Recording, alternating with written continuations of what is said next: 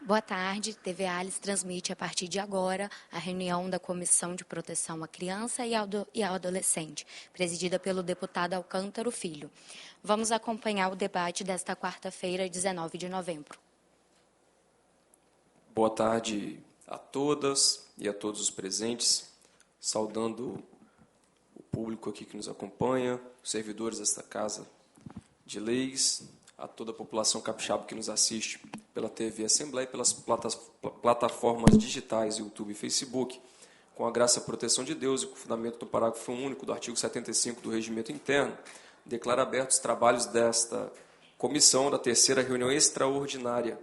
Dispensa a leitura das atas das reuniões anteriores e solicita ao supervisor da comissão que proceda à leitura sumária do expediente.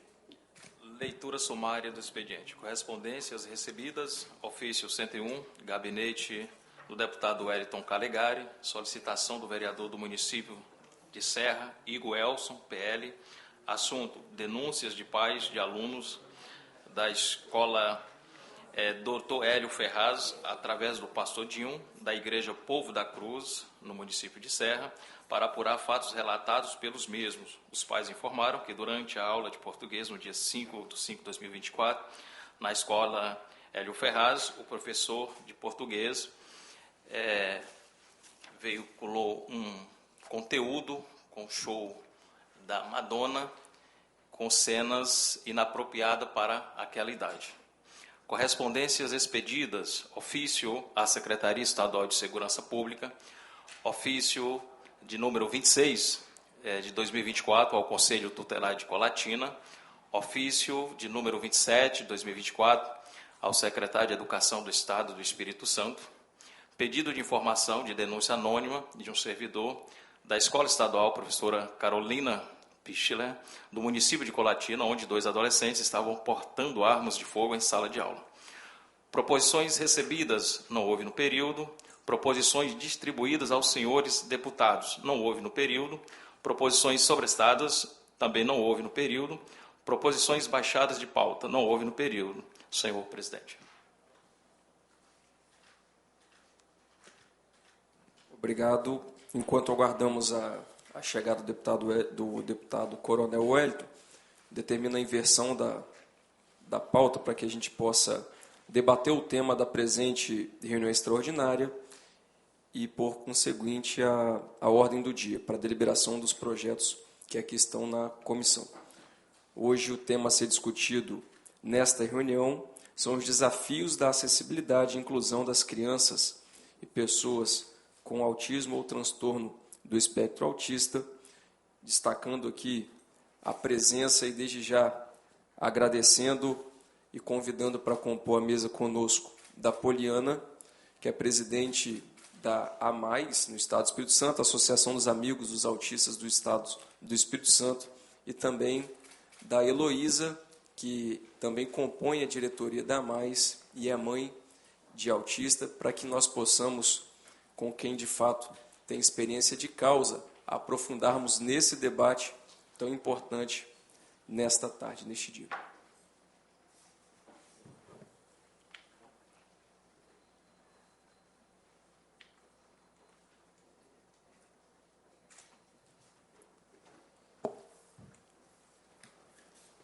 Eu vou trazer alguns dados aqui antes e depois a gente vai ter o privilégio de ouvi-las para que nós possamos trazer luz a esse debate que é tão relevante para nós da Comissão de Proteção à Criança e Adolescente e, por certo, para todas as famílias capixabas. Atualmente, segundo o IBGE, se estima que nós temos 2 milhões de brasileiros autistas, o que pode representar em torno de 1% da população, e nos últimos anos o número de crianças e adolescentes com transtorno de espectro autista ele tem crescido cerca de 50%, segundo os dados nos últimos 2 anos, 2022 e 2023. Nós não temos esse número consolidado ainda em 2024, mas, por exemplo, segundo o Censo da Educação Básica, nós saltamos de 405 mil matrículas para 607 mil matrículas no Brasil. E esse aumento é um número extremamente significativo.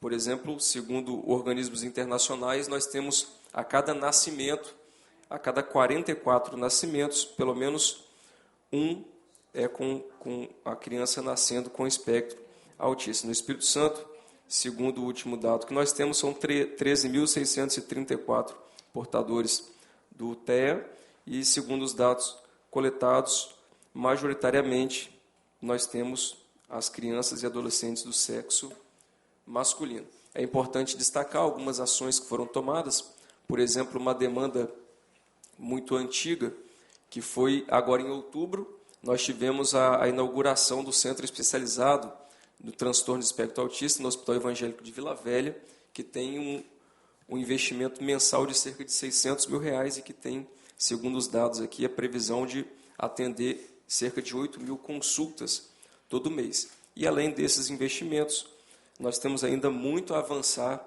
e a mais, sem dúvida nenhuma, vem se consolidando como um dos principais instrumentos na atenção a essas crianças e adolescentes que merecem, de fato, toda a atenção e todo o investimento do Estado.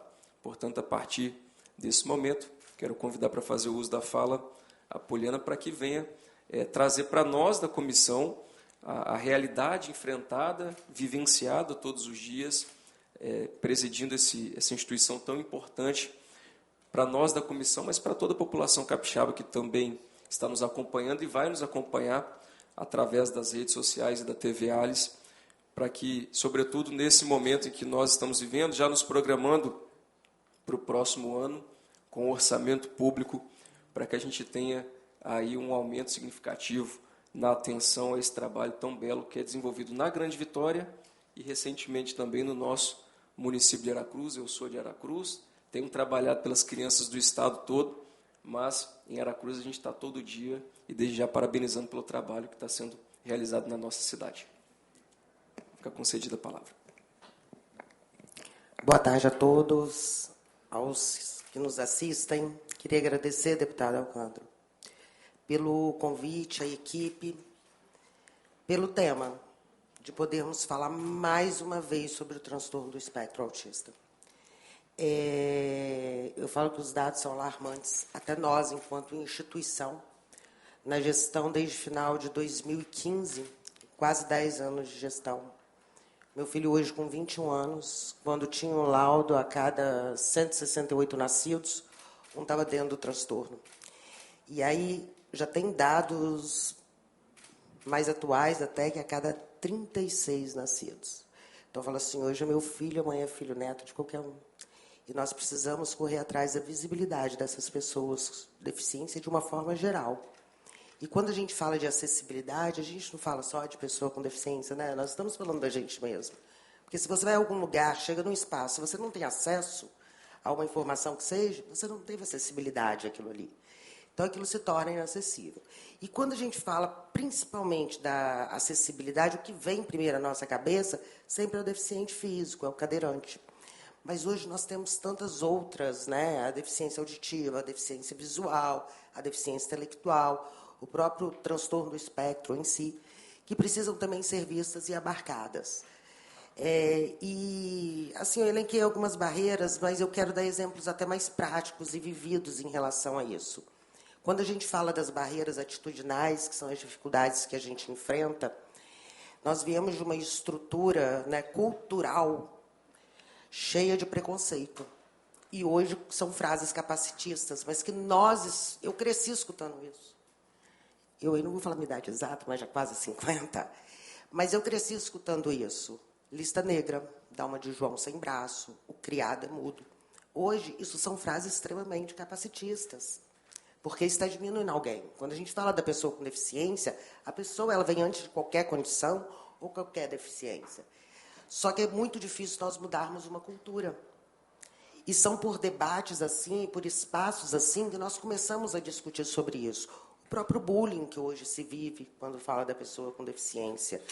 Quando a gente fala das barreiras físicas, e aí falando, né, dessas barreiras físicas, arquitetônicas que existem, mas, por exemplo, tem crianças dentro do transtorno que se comunicam através de um tablet, por exemplo. Quando elas não têm acesso a entrar com esse tablet, que acessibilidade ela teve, se ela só se comunica com aquilo? A comunicação é a base, independente de ser verbal, não verbal, de estar fazendo, né, o uso de um tablet. A comunicação assistiva dentro das escolas, ela não existe. E a criança que não se comunica verbalmente? Então, assim, isso é dar acesso. Eu até estava falando antes aqui que nós temos inúmeras leis. Inúmeras. Mas, infelizmente, tem que mendigar por ela todos os dias. Eu não saio um dia com meu filho na rua que eu não tenha que mendigar por um direito dele. E aí, quando me perguntam, ele tem direito? Que direito? Eu brigo o tempo inteiro. E esses dias mesmo, eu estava numa fila de um supermercado, ele identificado, colar de girassol. Nós tivemos grandes conquistas nesses anos. O meu tem 21 anos, tem 19 anos de lá, então, assim, não era nem considerado pessoa com deficiência ainda. Nós tivemos enormes conquistas, mas elas precisam ser efetivadas e fiscalizadas. Ele com cordão de girassol, com crachá, e eu passei por um constrangimento com ele. Porque a gente fala isso, né? Autismo não tem cara, mas depende. O meu hoje tem. Porque o meu tem as estereotipias, né? Rapaz de 21 anos, de bigode, você vê com os flaps na mão, então chama atenção. E eu falo que mesmo assim a gente passa pelo preconceito. É como se todo dia eu tivesse que ficar provando a deficiência dele em qualquer saída. Isso é lei, é direito. Mas muitas vezes isso não é fiscalizado, não é cobrado. Quantas vezes, quando ele era menor, que às vezes eu precisava parar numa vaga prioritária, a pessoa sempre falava, uai, esqueceu a roda, que é uma coisa que a gente escuta se para numa vaga dessa. Então, assim, nós precisamos ampliar esse debate quando a gente fala da pessoa com deficiência de modo geral, principalmente quando ela não é visível. Quando a gente fala de barreira educacional, que eu acho que é uma dos maiores funis assim, em acessibilidade, é a educacional, é a falta de formação de profissionais. Os profissionais não são capacitados, muitos não estão preparados para estarem ali, porque as atividades precisam ser adaptadas. Você não tem atividades adaptadas. Por mais que às vezes a gente queira ajudar, a gente é visto ainda como invasivo, tem a fama de barraqueira, mas é porque é uma forma de contribuir.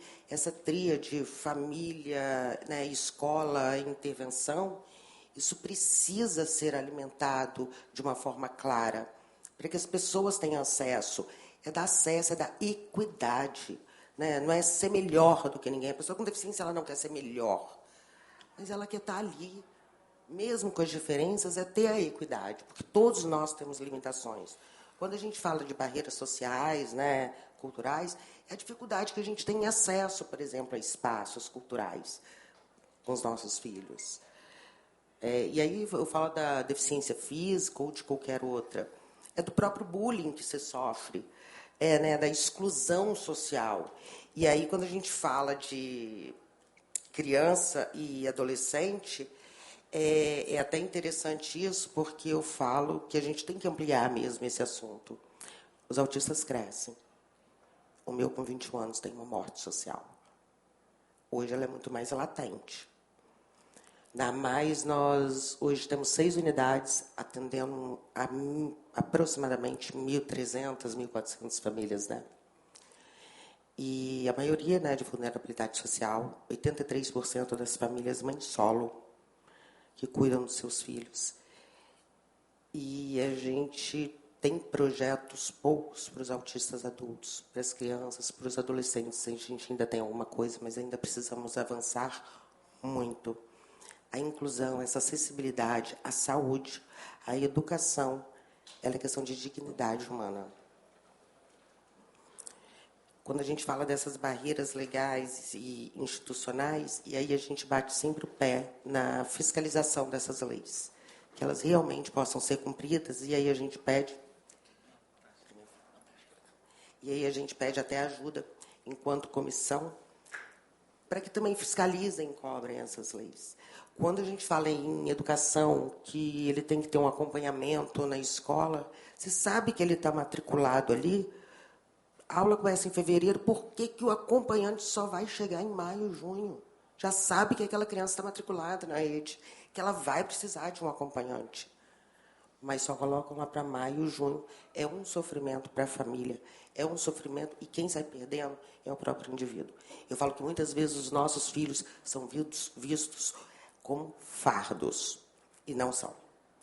Porque se nós tivermos uma boa política, uma política de investimento na infância e na adolescência, nós não teremos beneficiários da prestação continuada.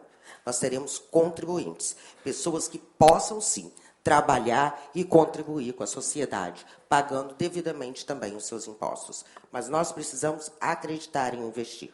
Quando começar a ter investimento, acessibilidade para essas pessoas e começar a ter visibilidade, porque tudo vai começar na visibilidade, nós vamos ter novas conquistas. Então, a fiscalização hoje se torna importante, porque ela abre caminho para que a gente possa fazer essas leis serem efetivadas. E, concluindo, eu falo que superar essas barreiras, claro que não é um trabalho fácil, né? É um trabalho que leva tempo, é uma coisa cultural. Quando a gente fala em lei do transtorno do espectro autista, eu estou falando de uma lei de 2012, né, que equiparou o autista à pessoa com deficiência. Mas nós estamos ainda muito aquém dessas políticas públicas. O mais importante é aprendermos a validar a existência de alguém. Antes da deficiência, tem a pessoa. Inclusão não é um favor. Inclusão é um direito. Eu agradeço, uma boa tarde. Obrigado, Poliana, pelas palavras iniciais. A gente vai aprofundar um pouco mais o tema.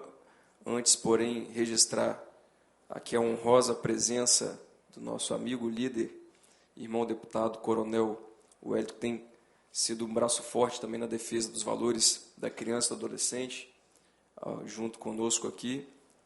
Vossa Excelência quer fazer uma fala inicial? A gente tinha falado que não, mas vamos quebrar aqui o acordo para ouvir sua voz. Boa tarde a todos, senhores, senhoras, servidores da Assembleia Legislativa, todos que nos ouvem, assistem através da TV Assembleia. Parabenizar a presidência e a liderança do deputado Alcântara à frente dessa comissão extraordinária que faz a diferença para as comunidades, para as pessoas, para as famílias autistas, famílias atípicas, né? Das crianças autistas. Parabenizar a Poliana e todo o trabalho que a AMAIS tem feito em prol do Espírito Santo. Nós somos orgulhosos de ter a sua presença aqui, falar para todo o Estado do Espírito Santo e trazer informações relevantes a respeito do tema. E dizer que nós estamos à disposição para todo e qualquer encaminhamento que for feito através da comissão, através do nosso mandato, o mandato do deputado Alcântara e da Assembleia Legislativa sobre as famílias atípicas. O governo, o poder público, é o que deveria respeitar mais as leis que eles mesmos votam, aprovam e sancionam. E, infelizmente, nós temos como regra geral que os poderes públicos, em todas as três esferas, são os que mais desobedecem essas legislações que eles mesmos criam. Então, nós estamos aqui para dar total e restrito apoio a vocês na representação dessas famílias atípicas. Tá? Muito obrigado, presidente. Obrigado, líder. Registrar aqui a presença do Alex Paraguaçu, que é pai de uma criança autista, que recentemente sofreu discriminação em escola pública na Serra, e é por essa e outras causas que essa temática de hoje é tão relevante para que nós possamos defender os direitos da nossa criança e adolescente.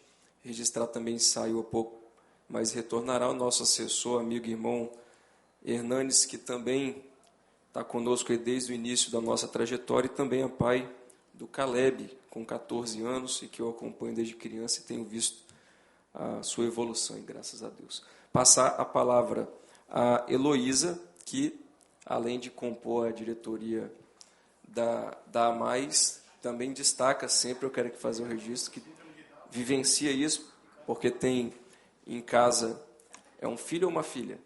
Um filho com espectro, e para fazer suas considerações iniciais, e fique à vontade para enriquecer ainda mais esse debate, para que nós da comissão e a população capixaba possa enxergar de uma maneira mais nítida e transparente os desafios que se tem vivenciado, para que hoje a gente saia daqui também com alguns avanços, algumas tarefas, algumas missões, para que nós venhamos a construir uma melhor cultura, porque eu acho que o problema muito ainda é cultural, e também para que nós possamos construir e fortalecer as políticas públicas que, inclusive, vocês têm feito com tanto primor à frente da AMAIS. Seja muito bem-vinda. Obrigada, deputados. É um tema bastante importante. Eu quero falar enquanto mãe de uma pessoa autista de 14 anos e também sou pessoa com deficiência. E vivo diariamente esses desafios. E quero falar o relato da vivência do meu filho, o que vem ocorrendo já há alguns anos. Quando se fala em acessibilidade, geralmente a gente pensa, como a Poliana falou aqui, na estrutura, né? Numa escada, numa rampa, num banheiro adaptado, mas só que a acessibilidade vai além disso. E o meu filho, 14 anos, diferente de como a Poliana citou aqui, o meu filho fala, ele é verbal. Você imagina ouvir de uma criança de 9 anos de idade chegar e falar: mãe, eu não sei ler e escrever por causa do autismo? Vocês têm noção do que o que é uma mãe ouvir isso de uma criança de 9 anos? Aí eu pergunto, o que eu poderia responder para o meu filho? O meu filho, ele está sendo incluído na escola? Como que nós, mães, sentimos quando o nosso filho está na escola? O que está ocorrendo? Isso gera uma dor muito grande em nós familiares. Você imagina uma criança chegar a um ponto e perguntar se é por causa do autismo. Aí eu pergunto, se o meu filho está matriculado na escola, meu filho tem professora de educação especial, o meu filho tem cuidador, o meu filho tem professor regente. Mas e o que está sendo feito lá dentro da sala de aula? O meu filho, volta e meia, ele já veio com um caderno em branco. Ele entra na escola às 13 horas da tarde e sai às 18 horas com um caderno em branco. Meu filho é autista, verbal, nível 2, funcional. Isso é inclusão? Para que aceitam matricular nossos filhos na escola, sendo que não fazem a atividade ali adaptada? Só pela criança, muitas das vezes, terem uma dificuldade no aprendizado, porque nem todo autista é gênio, como se colocam em filmes e em novelas. Meu filho, ele tem dificuldade em aprender, mas só pela essa simples dificuldade em aprender, ele não tem a inclusão, ele não tem a acessibilidade enquanto ele precisa. Uma dor que eu carrego até hoje. Tem uns 5 anos que isso aconteceu, mas ele ainda volta e meia fala. Na época da pandemia, a professora com 10 alunos numa sala de aula, ela deu prova para todos que estavam lá, menos para o meu filho. E pasmem, ela ficou de 1 hora até as 18 horas sem falar com o meu filho porque que ele não teve a prova. Quando meu filho chegou em casa, ele já chegou em crise, porque a professora deu prova para todos e menos para ele. Infelizmente, essa é uma realidade de muitos alunos. Só mais um relato, que são vários, gente. Se chamar cada pai, vocês vão ouvir vários relatos e assustadores. Uma vez eu fui chamada na escola para uma reunião, e nessa reunião falaram assim: Heloísa, você está dopando o seu filho. Porque o seu filho chega aqui na escola e ele fica dormindo. Isso até me arrepia. Falei assim, eu dopo o meu filho? Como assim, gente? O meu filho, desde os 6 anos de idade, ele não toma medicação nenhuma.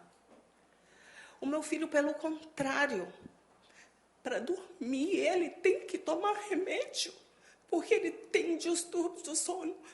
Infelizmente, os autistas, as famílias com pessoa com deficiência, só que a gente é praticamente atacado pelas escolas, porque eles só sabem jogar a culpa ou é na criança ou é na família. O meu filho, como eu falei com eles lá, eu falei assim, como que isso pode acontecer? Se meu filho está dormindo na sala de aula, é porque ele não está tendo o acompanhamento que ele precisa. Ele não tem a atividade adaptada, porque nenhum professor dá trabalho para ele. Porque ele ia e voltava com o caderno em branco. Como que uma criança não vai dormir? Claro, até ele com distúrbio do sono, ocioso, infelizmente vai dormir. Assim, eu peço desculpa por falar essas partes tristes, mas nós, familiares, temos que falar. Porque se a gente não falar, infelizmente, ninguém vê e a gente precisa de ajuda, deputado. Realmente, a gente precisa de uma fiscalização. Não vai ser tudo 100%? Não. Mas, sim, precisamos de um olhar diferenciado e, principalmente, humanização. Eu agradeço. Agradecer aqui as palavras carregadas de emoção de uma mãe que representa certamente milhares de mães e de pais capixabas e brasileiros, e agradecer pela palavra, pela coragem de expor esse tema publicamente. Tenho certeza que é um marco e que esperamos que se torne um marco para que a gente possa, de fato, criar medidas, ouvi-las, ouvir a dor, a realidade, para que a gente possa, de fato, criar medidas e cobrar a execução dessas medidas. A Poliana disse aqui muito bem, nós temos um par de leis que já foram instituídas, alguns projetos que tramitam na Assembleia e em várias outras casas legislativas do Brasil, que representam, de fato, um avanço, mas a gente precisa ter medidas mais efetivas do que tão somente a frieza do papel de uma lei. Então, de fato, a realidade que se impõe, seja na cultura, na discriminação, ou até mesmo na ignorância de muitos que a gente vê no dia a dia, e também condiz com, talvez, a falta de investimento do poder público na melhor qualificação dos servidores, dos funcionários das escolas, das unidades de saúde e dos outros serviços públicos para lidar com um tema que é tão presente. Então, há pouco tempo a gente não tinha o número de casos que nós temos hoje. Mas a cada dia que passa a gente tem enfrentado esse desafio. E tem, inclusive, como eu disse, o Nandi, que graças a Deus só não dorme comigo, né, que é minha esposa, mas está comigo o resto do dia inteiro. A gente está sempre junto há alguns anos, desde que eu entrei na política, e eu acompanho de perto a luta do filho dele e dos outros pais em Aracruz. E muitas vezes o que foi dito aqui, de fato, é ainda mais grave. Você não ter profissional. Quando se tem profissional, me permita aqui falar, né, de caso igual foi vivenciado lá do filho chegar em casa falando que o cuidador está maltratando, porque não sabe lidar com a criança, com o adolescente na sala de aula, e muitas vezes até força ali fisicamente a criança por não compreender e não saber, de fato, o seu papel. Então, que a gente possa, de fato, pelo que eu já absorvi aqui, coronel, a gente criar uma política pública através da comissão de fiscalização e propor que esse é o primeiro passo do que foi dito nessa primeira etapa. Mas, além disso, agora eu queria, para a gente já encaminhar, ouvir um pouco mais sobre a instituição, o trabalho, para que a gente possa conhecer também mais profundamente, mas a população capixaba, e para ficar registrado também nos anais desta casa, as atividades que a associação ela exerce na Grande Vitória e em Aracruz atualmente, o orçamento que vocês dispõem, quais as atividades que são praticadas, quantos são beneficiados e quais os desafios que a gente pode aprimorar, sobretudo, para o próximo ano e para os próximos anos.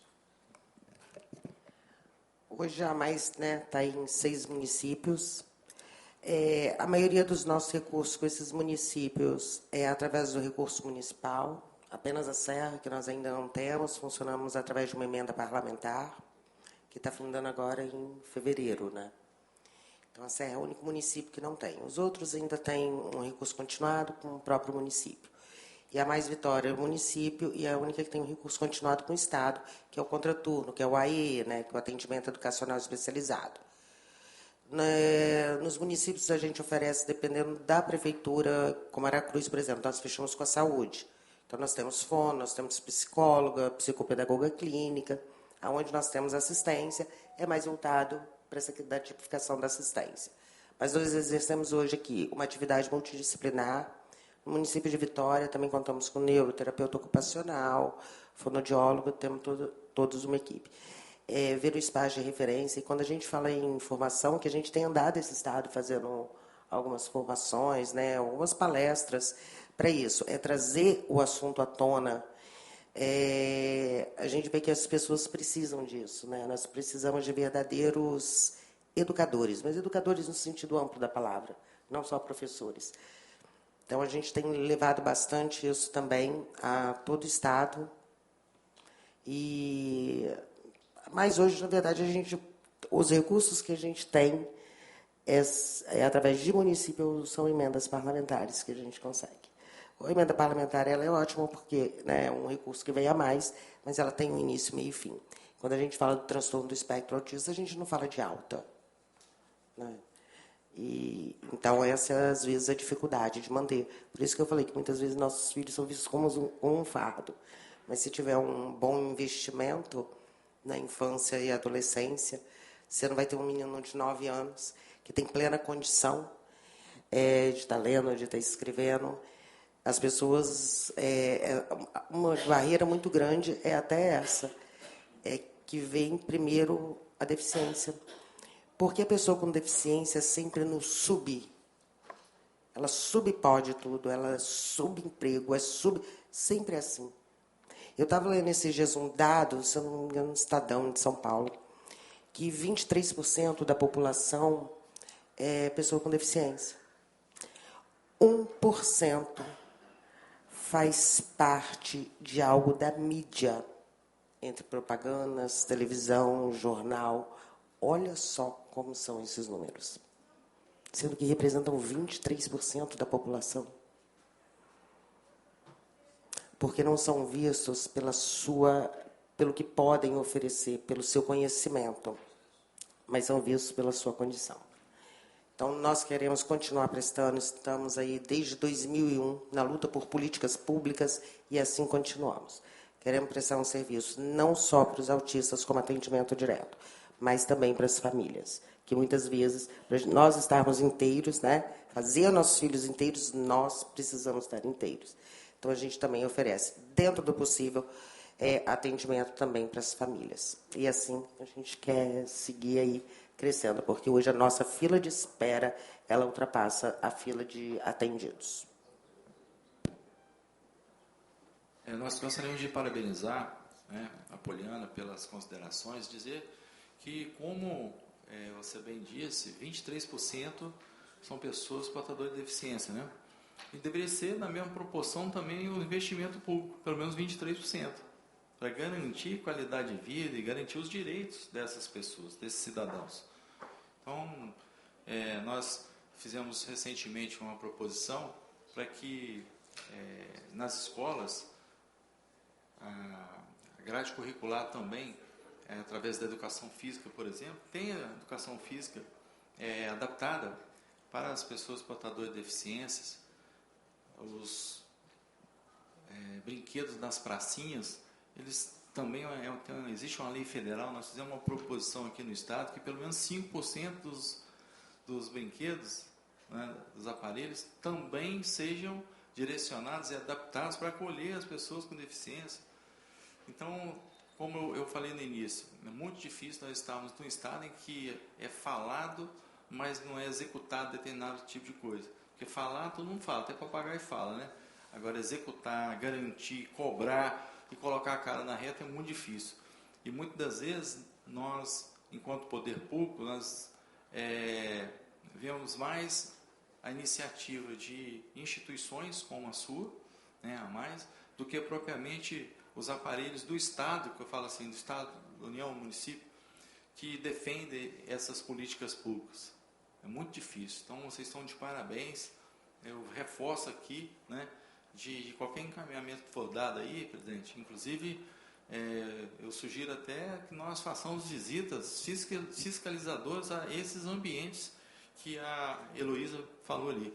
As escolas, as pracinhas, né, as instituições públicas destinadas a acolher. Sabemos que muitos municípios têm até dificuldade por conta dos profissionais.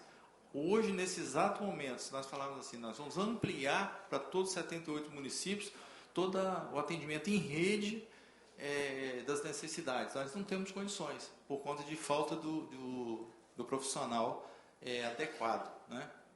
Inclusive, está escasso e muito valorizado, mas que, pelo menos de uma forma regional, nós temos que ter isso aí. Então, sugiro eu, presidente, dentro do encaminhamento aí que for dado na reunião, que nós façamos as visitas à instituição a mais, a instituições que são pertinentes e vinculadas a essa política pública que nós estamos conversando. Obrigado, deputado Coronel Wellington.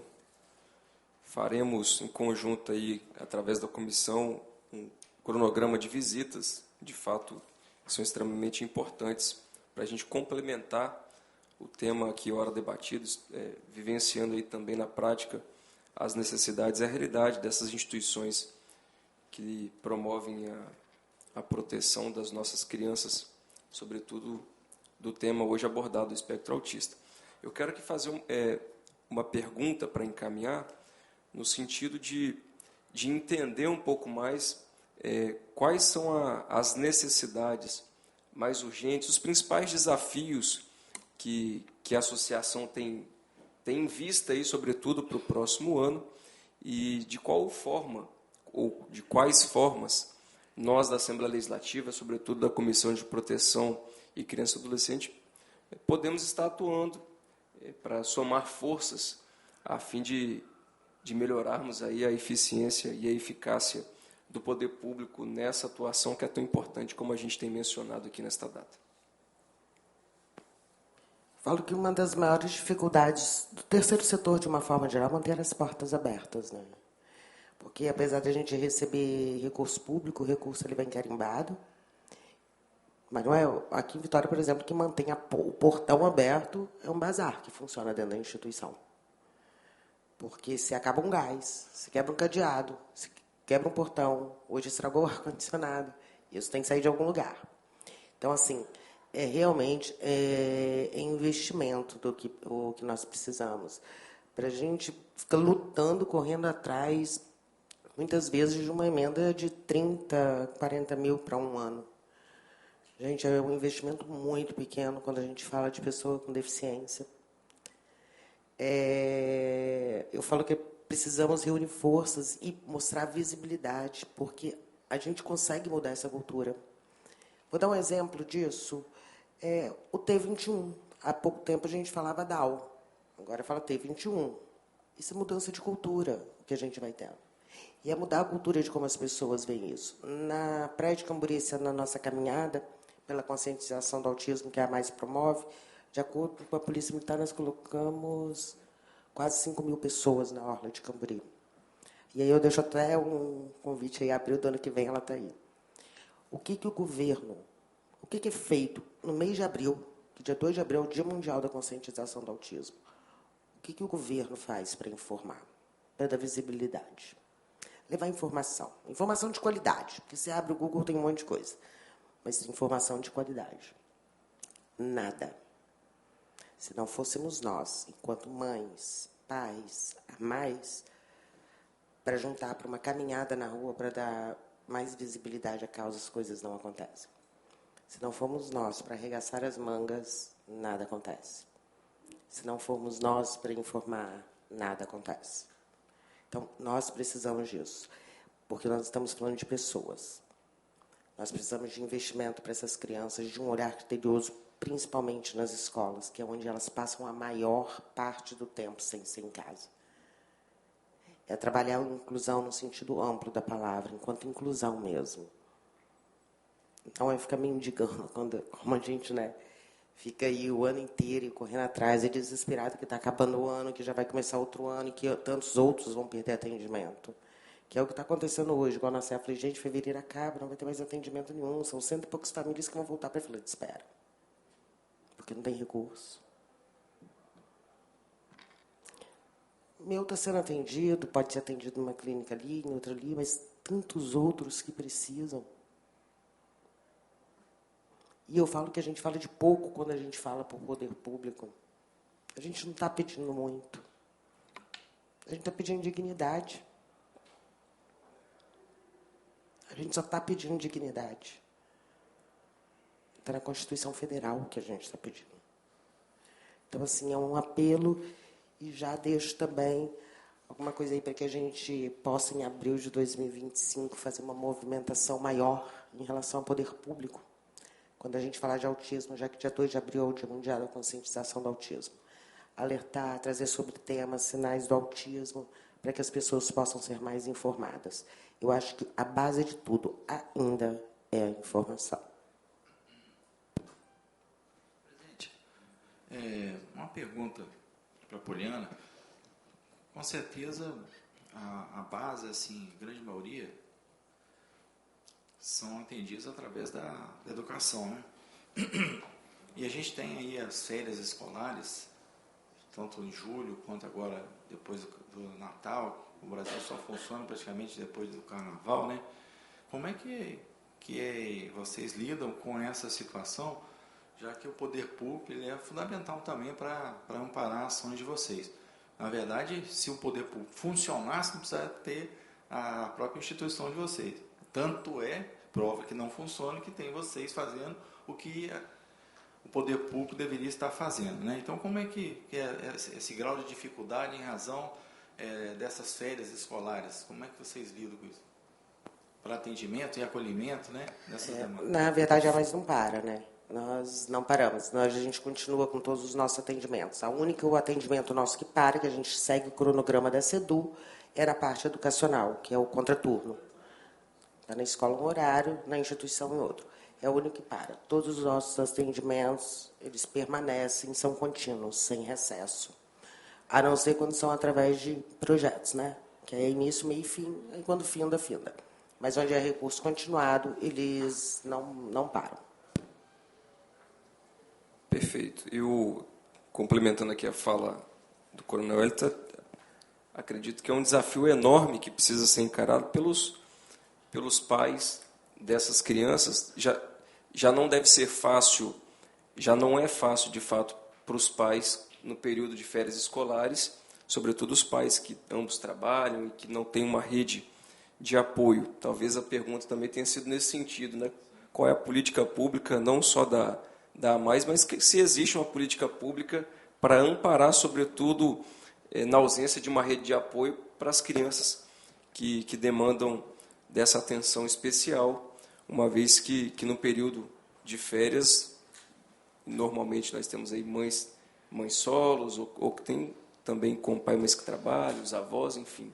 É um desafio para a gente estar enxergando aí e estar cobrando também o governo do Estado política pública nesse sentido. Eu quero também oportunizar e trazer para o debate mais uma vez a Heloísa, caso queira trazer a sua consideração, fazer qualquer complementação no sentido de quais os desafios que a gente tem e que, enquanto comissão, enquanto poder legislativo, nós podemos estar contribuindo, sobretudo, para esse próximo ano e para desenvolver políticas públicas também de médio e longo prazo. E aí, fazendo a recapitulação aqui para quem está nos acompanhando presencialmente e para as famílias capixabas, os 3 principais pontos colocados aqui são a fiscalização das leis que já existem e dos serviços públicos que precisam ser aperfeiçoados, do investimento, o aumento do investimento do poder público, que de fato é ínfimo perto da necessidade real que nós temos e crescente ano após ano, e também, que a Poliana nos trouxe aqui, da visibilidade que nós precisamos conferir a essa causa para promover um aperfeiçoamento cultural que talvez aí é o maior desafio que nós temos. Então, assim, tem o desafio da falta de fiscalização, coronel, tem o desafio do investimento, mas, a meu ver, o grande desafio que nós temos é o desafio do aperfeiçoamento cultural, porque, como a gente já disse, tem muita gente que é ignorante, que não conhece e que age de forma equivocada muitas vezes por falta de conhecimento. Tem pessoas que têm desvio de caráter, obviamente, essas pessoas, existe lei para isso. Mas tem aquelas pessoas que poderiam estar agindo de uma outra maneira, de uma forma melhor.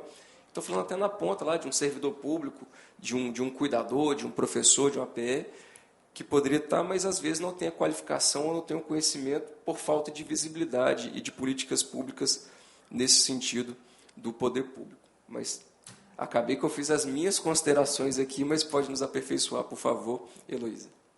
Obrigada. Assim, eu falo enquanto até mesmo pessoa com deficiência. O que a gente precisa é de mais fiscalização, sem dúvida. A conscientização também. E leis a gente tem bastante. Mas o que a gente precisa mesmo é de empatia. A gente fala tanto isso em rede social, tão bonito, né? Mas só que, infelizmente, a sociedade não pratica. Só serve para estampar, falar sobre a empatia, o amor ao próximo, mas não é efetiva. Eu acho que se a gente exercer o amor ao próximo, muitas dessas coisas são eliminadas. E é isso. Obrigada. Quero aqui franquear novamente para a Poliana, para que possa fazer, acho que, as considerações finais sobre o tema, o que tiver a acrescentar. Depois, caso queira também fazer a fala, Heloísa, depois o coronel, a gente passa a ordem do dia. Quero agradecer mais uma vez, deputado, coronel, a oportunidade de falar do autismo. Eu falo que eu gosto muito de ocupar espaço, levar esse coração, dar mais aonde eu posso, porque eu acredito nisso, eu acredito no nosso trabalho. Eu falo que nós não somos prestadores de serviço, ou de Estado ou de município, mas nós somos parceiros. É assim que precisam começar a nos enxergar de fato. Como a gente faz, né, como bem o coronel colocou, que a gente faz o que o poder público não faz. Então, a gente está ali para fazer. E que a gente faz isso de uma forma, sentido na pele, de uma forma humanizada, e que a gente possa crescer em relação a isso. Eu falo que a visibilidade... Uma vez eu cheguei para um parceiro e falou, o que você mais precisa? Eu falei, visibilidade. Ele falou, dá dinheiro? Eu falei, vai ser consequência da nossa visibilidade, do nosso trabalho, da nossa credibilidade enquanto instituição. Porque nós saímos em 2015 de 48 famílias atendidas para estarmos hoje com quase 1.400. Então, é um trabalho muito afinco, de dedicação. Eu falo que hoje eu dou o que eu tenho de mais precioso, que é meu tempo, né? Mas é porque a gente acredita nessas famílias. Então, quando eu falo visibilidade, é nesse sentido, porque muitas coisas vão vindo como consequência dessa visibilidade, dessa informação. Eu agradeço mais uma vez a oportunidade, espero estar em outros momentos e deixo o convite para irem conhecer nossas instituições, nossas unidades e verem de perto tanto o nosso trabalho como poderem ter esse contato com as nossas famílias também. Obrigada a todos e uma boa tarde. Muito obrigado mais uma vez, Poliana. Heloísa, caso queira fazer as considerações. Só tenho a agradecer a vocês por esse tema, né, de total importância para nós. Muito obrigado. Deputado Coronel Wellington. Sim, presidente. Parabenizar a Vossa Excelência, parabenizar a Poliana, a Heloísa e todos os senhores e senhoras que militam nessa causa justa, que, como Vossa Excelência falou, é uma causa atual. Nós sabemos a dificuldade que as famílias, representadas por essas bravas mulheres aqui, elas estão espalhadas em todo o território capixaba.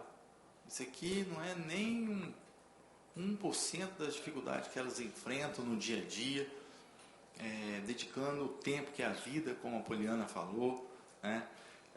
Na região do Caparaó Capixaba, onde nós residimos, nós temos a felicidade de ter lá a Associação de Familiares e Amigos dos Autistas do Caparaó Capixaba, na qual nós estamos ajudando, inclusive com a emenda parlamentar, a FAC. Né? Nós acreditamos, porque apesar de ser uma política pública que tem que englobar todo o Estado do Espírito Santo, mas nós temos as peculiaridades regionais, nós estamos sempre encontrando com elas lá, nós acreditamos no trabalho de vocês, né? E é muito importante esse senso que vocês têm de responsabilidade como cidadão, de estar fazendo a parte de vocês, inclusive dedicando a própria vida. O poder público, ele cobra os impostos, e esses impostos têm que servir, né, de forma reversa, de ampliação dos direitos, de investimentos, né, de colocar recurso onde as famílias, onde as instituições, onde as pessoas necessitam das políticas públicas. E é um contrassenso muito grande a gente aprovar aqui um orçamento estadual para 2025, um orçamento bilionário, na qual, obviamente, muito importante as obras físicas que acontecem em todo o território capixaba, mas está faltando esse olhar do governo, esse olhar colocando a pessoa em primeiro lugar. Obras físicas, obviamente, traz o conforto, né? Qualidade de vida, são estradas, são pontes, eletrificação rural, etc. Mas o ser humano está ficando um pouco de forma secundária. E deveria, sim, o ser humano, independente da cor da pele, do local que mora, independe do gênero da pessoa, da condição social, ele e as necessidades dele, independente da faixa etária, deveria estar sempre em primeiro lugar. E a gente tem visto que tem sido investido pouco no ser humano e muito nas coisas muito nas construções materiais, né? Digamos assim. Então, enquanto a gente não conseguir reverter isso aí, a gente vai ficar sempre com um pires na mão. Nós estamos com um pires na mão, pedindo, pelo amor de Deus, para o governo dar um recurso para ver, né? A enxergar as instituições que fazem o que eles estão fazendo. Não só a Mais, mas as APAES também. E aí tem que ficar mendigando, gente, um orçamento que é proveniente do imposto que cada um da gente paga. Então, assim, o orçamento público ele não tem representado a comunidade. Ele está representando o interesse político, ideológico, de quem está no governo. E nem sempre as necessidades que a comunidade fala quando é composto, inclusive as audiências públicas da Comissão de Finanças. Sexta-feira, se não me engano, vai ter uma audiência pública da Comissão de Finanças, não é mentira, é uma audiência pública. Pode ir lá e observar todos os elementos indicados lá para gasto público, quais que são, ou pelo menos assim, a porcentagem deles que tem direcionado a investimento das pessoas. Então eu prefiro que meu filho seja atendido em todas as necessidades em rede, do que eu provavelmente ter uma estrada. A estrada eu passo ela com barro, com poeira, de qualquer jeito. Agora o meu filho não. Então a gente tem que ter uma empatia, sempre colocar nos lugares das pessoas que estão passando por esse tipo de deficiência, de necessidade, sem que o governo se manifeste. Está tudo bem, né? Mas a gente vai ver, no fundo, são pessoas rastejando instituições que pedem, pelo amor de Deus, para que tenham uma emenda parlamentar, que tenham algum auxílio de um empresário, ou que as famílias se juntem e façam uma mobilização para custear algum tipo de deficiência, necessidade. Então, eu faço a reflexão assim, que mundo nós estamos vivendo? É um mundo de ilusão? É um faz de conta? Ou realmente nós estamos aqui para falar a verdade, né? Por isso, assim, os parabéns aí ao deputado Alcântara, que está chamando para publicamente expor esse tema, um tema relevante, que, como a Poliana falou, atinge diretamente 32%, né, das pessoas e seus familiares, e as consequências também na rotina do trabalho público, etc. Então, parabéns, a gente está à disposição. Obrigado por me convidar a fazer parte dessa mesa, e eu acredito no trabalho de vocês. Parabéns mesmo. Obrigado, Coronel Wellington. Quero parabenizá-lo pela brilhante fala, não só pela fala, mas como eu já registrei, pelo trabalho que tem feito em defesa das crianças, dos adolescentes e das famílias capixabas, em especial do Caparó, que está muito bem representado, mas de todas as crianças e adolescentes do Estado do Espírito Santo. Agradecer mais uma vez pela presença, por estar ombreando conosco essa luta tão importante e endossar a sua fala no sentido de que nós temos hoje tramitando na Assembleia o orçamento para o ano de 2025, orçamento esse que é recorde, são quase 30 bilhões de reais estimados aí para o nosso Estado, e de fato o que nós temos visto, apesar de muito avanço na parte da infraestrutura, é que nós precisamos cuidar melhor, investir muito mais nas instituições que em sua grande maioria, absoluta maioria, são instituições sérias, que como nosso deputado Coronel diz, faz o trabalho que era para ser feito pelo Estado, e eu digo ainda um pouco além, que faz muito mais e muito melhor do que se o Estado estivesse fazendo.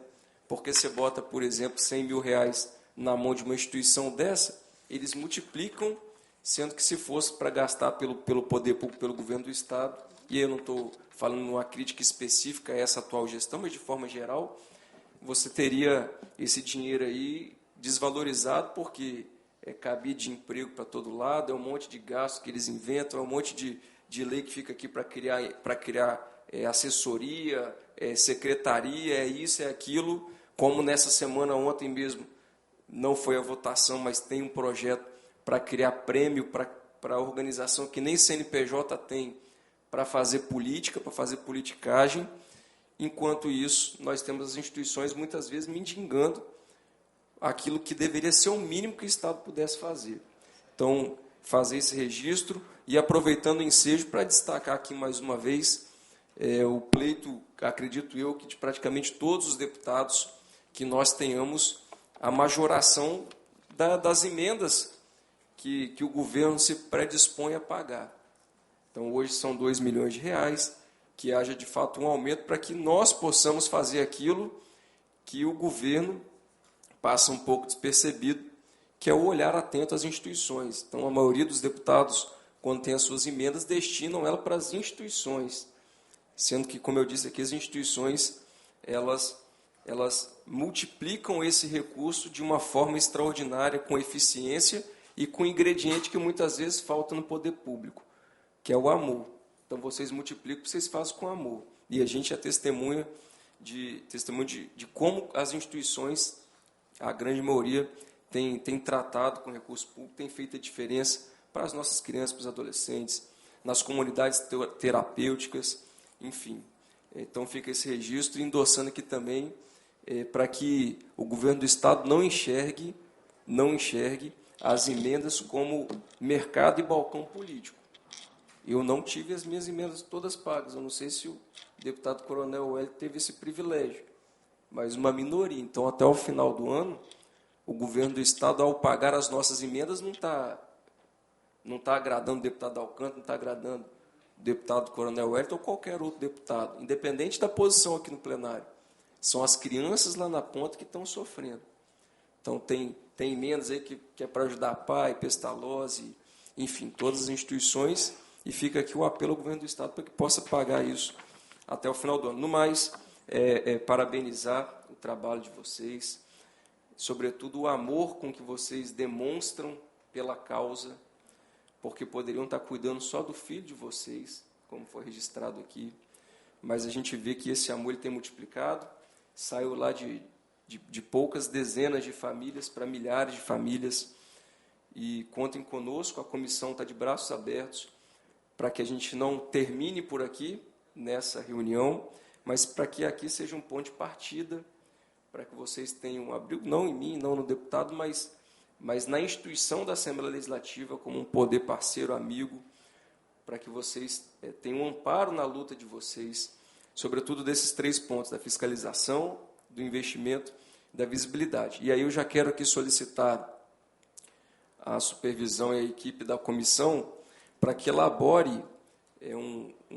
uma espécie de disque denúncia, para que a gente possa divulgar isso, a gente deliberar alguma medida na próxima reunião já para aprovarmos e instituirmos uma espécie de disque-denúncia, sobretudo já com vistas ao período de matrícula e as condições em que as escolas se prepararão para o ano letivo de 2025. Então, para que seja uma pauta prioritária da comissão, essa fiscalização, porque a gente tem atribuição para isso, para que seja um canal direto das famílias com filhos com espectro autista, para que eles possam nos demandar e a gente, nesses casos pontuais, fazer as visitas, como o Coronel Hélito colocou, buscar as informações presencialmente nas escolas e nos outros serviços públicos, e também está trazendo isso aqui a público, esses casos pontuais, para que sirvam de forma pedagógica, para que as outras escolas também possam corrigir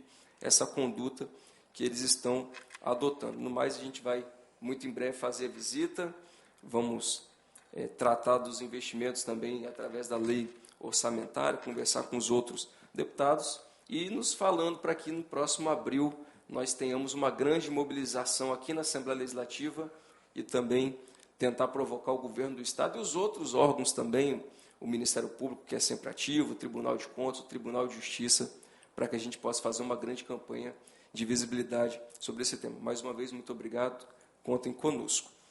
Passamos agora à ordem do dia e temos aqui alguns projetos para deliberar. Aproveitando a valorosa presença do Coronel Hélito, projeto de lei número 102 de 2023, de autoria do deputado Deninho Silva. A emenda proíbe a utilização de recurso público em eventos e serviços que promovam a sexualização de crianças, adolescentes e dá outras providências.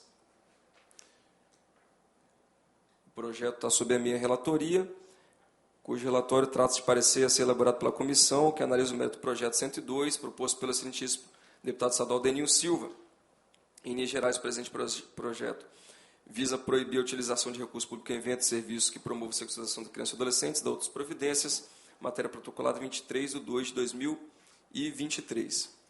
É o seguinte parecer, já vou aqui para o dispositivo. Verifique-se que a proposição legislativa em exame vai ao encontro do interesse público, tendo em vista que a sua finalidade é proibir a utilização de recursos públicos em eventos e serviços que promovam a sexualização de crianças e adolescentes e da outras providências. Assim, conclui-se que o projeto de lei 102 de 2023, de autoria do excelentíssimo deputado Deninho Silva, deve ser aprovado no exame de mérito, o que nos leva a sugerir aos demais membros dessa importante comissão a adoção do seguinte parecer. Então, portanto, parecer pela aprovação, como vota o deputado Coronel Hélito. Acompanho o relator. Fica aprovado, então, nesta comissão, o relatório pela aprovação da matéria.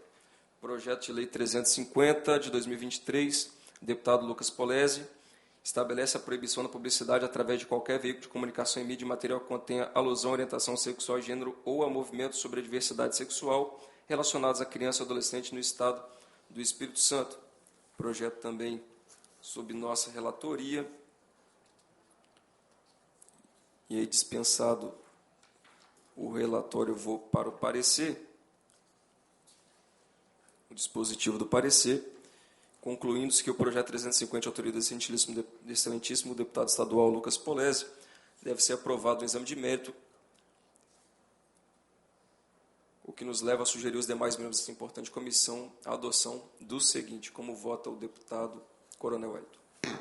Eu voto conforme encaminhado por Vossa Excelência. Obrigado, Coronel. Projeto de lei 250, autoria do deputado Capitão Assunção, ementa obrigam os hospitais públicos e privados, clínicas, consultórios e congêneres a comunicarem às delegacias de polícia, quando ocorrer atendimento em suas unidades de pronto atendimento, os casos de idosos, mulheres, crianças e adolescentes vítimas de agressão física e sexuais no Estado do Espírito Santo, também sob nossa relatoria. Dispenso o relatório, passando ao dispositivo. Verifique-se que a proposição legislativa em exame vai ao encontro do interesse público, tendo em vista a sua finalidade de obrigar os hospitais públicos e privados, clínicas, consultórios e congêneres a comunicarem às delegacias de polícia quando ocorrer atendimento em suas unidades de pronto atendimento os casos de idosos, mulheres, crianças e adolescentes vítimas de agressões físicas e sexuais no Estado do Espírito Santo, conclui-se que o projeto 250/2019, de autoria do excelentíssimo deputado estadual Capitão Assunção, deve ser aprovado no exame de mérito, que nos leva a sugerir aos demais membros desta importante comissão a adoção do seguinte, como vota o deputado Coronel Wellington. Acompanho Vossa Excelência. Fica aprovado também o relatório, proposta de indicação aos 78 municípios para a criação da primeira infância da determinação da Lei Federal 13.257, como vota o deputado Coronel Wellington. Voto pela aprovação. Fica aprovado de igual sorte a indicação por meio desta comissão.